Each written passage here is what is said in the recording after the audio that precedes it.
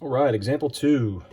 So process says, always list your given statements first. We have 2 of them, all right? And you won't always have 2. You might have 1, you might have 3. You just list all the ones that they give you. We have Tn congruent to QV. How do we know? Because it was given, and those lines are already marked. Sometimes they don't give you the markings over here. You need to mark them yourself. So you kind of want to check to make sure they are marked. All right, next is angle V is congruent to angle N. And how do we know? Because it was given. Okay. No more given statements. Let's see if there's anything I can mark on my own. I do not see a reflexive property. These lines look parallel, but there's no information that tells me that they guaranteed are parallel, so I do not want to ever assume, okay? You always want to make sure that you do have that guaranteed proven information. So I can't do anything with parallel lines. Reflexive property, no, they don't have a common side being shared. We do see this X pattern here. Anytime you see that X pattern, where those lines are crossing like that, that means you've got a pair of vertical angles. Remember, vertical angles are just angles that are opposites of each other at that same vertex.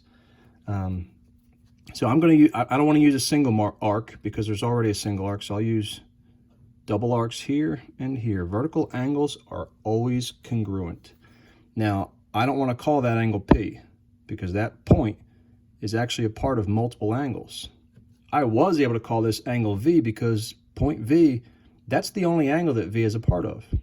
So with this, I've got to use 3 different letters. I can call it angle VPQ, or I could go the other way and call it angle QPV, okay? I'll start here at the angle to the double arc angle to the blank angle. So I'll call it angle VPQ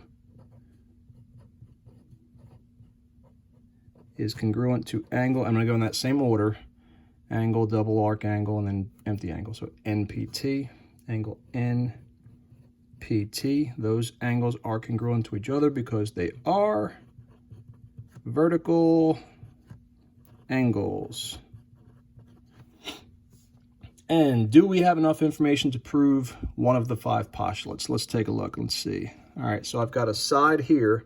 It is not between those 2 angle markings, so I would not want to say angle, side angle.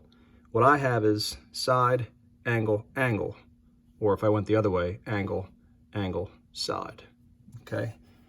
Is that the same thing I have up here? Angle, angle, side? Yes, it is. So I can prove that triangle TNP, that's my proof statement when I'm trying to write, is congruent to triangle QVP based on that postulate of, angle, angle, side.